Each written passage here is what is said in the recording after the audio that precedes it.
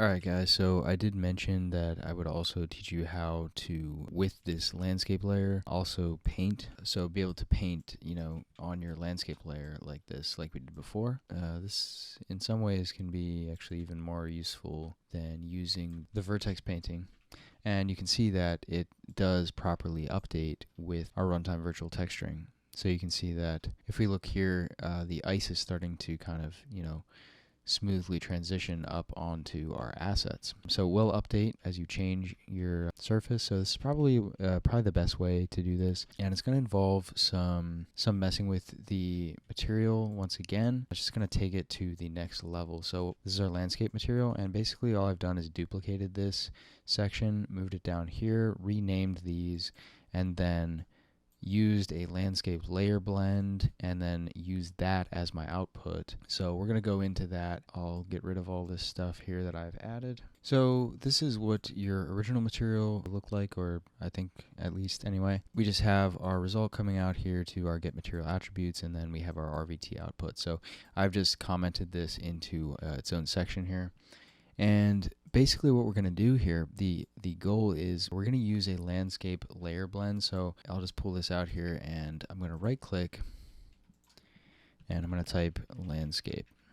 And we have a lot of options here. We're going to use landscape layer blend. So it's going to come up as layer blend. I'm going to add 2 array elements, one for each of the layers that I want to blend here. We're going to expand these, and I'm going to name this layer as snow. So this is going to be our snow layer, and the second layer I'm going to name ice, and that's going to be our ice layer. That's really all we need to do in our layer blend node. But what we need to do now is the layer blend nodes, just like we had before in our other master material, it likes to be in world space. So once again, we're going to have to use one of these, and we're going to need to convert the tangent space that's coming from here into world space and put it into here. So we're going to drag this out and do get material attributes, just like we did before. And we're going to add an array element, set it to normal so we can isolate that normal map. We're going to right click here, and we're going to do transform. And we're going to drag that normal into our transform vector, and it's going to change it from tangent space to world space. Then we can take our material attributes, drag this out, and we're going to put set material attributes, just like, once again, like we did before. And we're going to add that array element, and we're going to add the normal map, and then we're going to drag that transform vector into our normal map. So once again, all we've done here is just transformed our normal map from here and these inputs into world space, and now we can output that however we want. So I'm going to drag all this stuff over here, drag this layer blend. So that's nicely set up. We're just going to drag this right into here, into our top layer, and that's going to be our snow layer. So these maps are going to be all our snow layer, and these are all parameters once again, which we can then modify in here. So the next thing that I'm going to do here is we're going to just take everything that you see right here, and we're just going to select it all, hit Control C, and we're going to go way down here, and we're going to hit Control V. And what that's going to do is it's just going to give us an exact copy of all of these parameters that have been specified by Quixel up here, and this one is going to copy them, and we're going to have a second instance of them. So the reason we're doing this is that if we only have one layer here, we don't have anything to blend it with. So we're adding this second group of texture parameters, and we have our albedo, metalness, roughness, normal, and detail normal. Out of those, we're going to use our albedo, roughness, and normal maps. We're going to hook up this second set up into this layer blend node right here, which is going to blend with the first set. And then that's going to give us our runtime virtual texture output and our material output over here. First what I want to do is go into each of these, and we need to rename these to a new name. Otherwise, Unreal thinks that these are just copies of these parameters, and so we will, it will use those same parameters. We want to be able to go into our material instance, and if you look here, and if you look at my material instance here, I have 2 versions of each parameter. You see I have roughness and roughness 2, so normal and normal 2, and albedo 2. That's from, when I previously set this up. So basically what this is doing is here I can specify my snow layer for my albedo, and then I can specify my ice layer for albedo 2. And then when we blend these, I'll be able to access these two different textures and blend them together. So that's the point, and you'll see what I'm talking about here in a moment. So we'll just rename this to albedo underscore 2, metalness underscore 2, and just go through and do that for all of these parameters.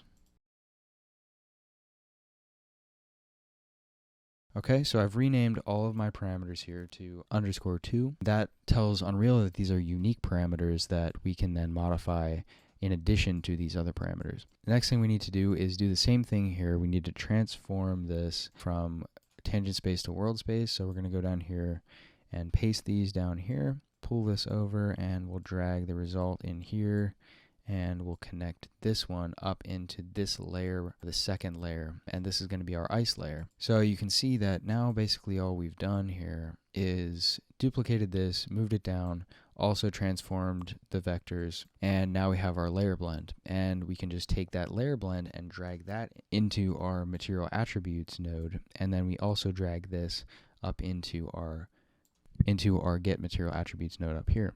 And now what you'll notice is that we now have an error here, because since we have used a layer blend here and we've already converted everything into world space, now we no longer need this transform vector node because we're already in world space. We don't have to go from tangent space to world space. So I'm just going to delete that transform vector, and we can just plug the normal map right in here, and it's going to work nicely. So that should take care of everything, and we can hit save. And then if we go into our landscape layer, we now have all of our parameters set up here. So we have our roughness 2, and our normal 2. And what we need to do here is, if we go into our Megascans folder and we go to our surfaces, we can find our frozen lake.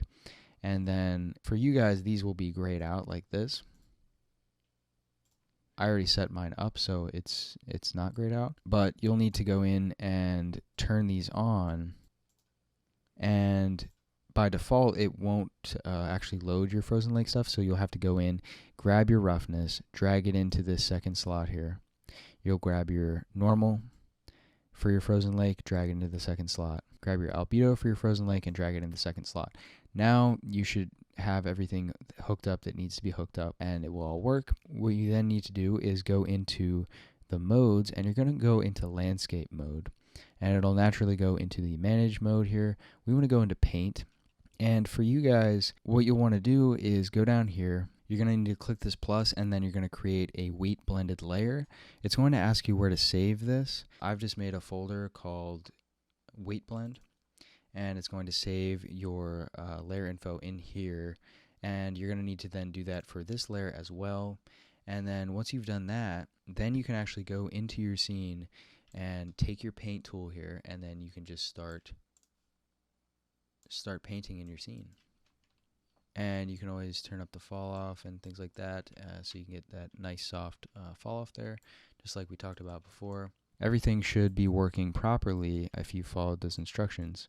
So now you should be able to then go in and paint your landscape as you want. Everything is totally modular, so if you go into the landscape material, we can change these textures to whatever we want, and it will update. So say we wanted to, for whatever reason, just use this albedo texture, we can just swap that in there, and now we have this wooden texture as our albedo. So this is very powerful, and it's all totally modular, and that's because we used our texture sample parameters, and we just have to keep in mind that we needed to convert those normals to world space in order to use this layer blend tool. That's really all you need to know for using the paint and layer blend tools on your Megascans assets in your project with runtime virtual texturing enabled on your landscape.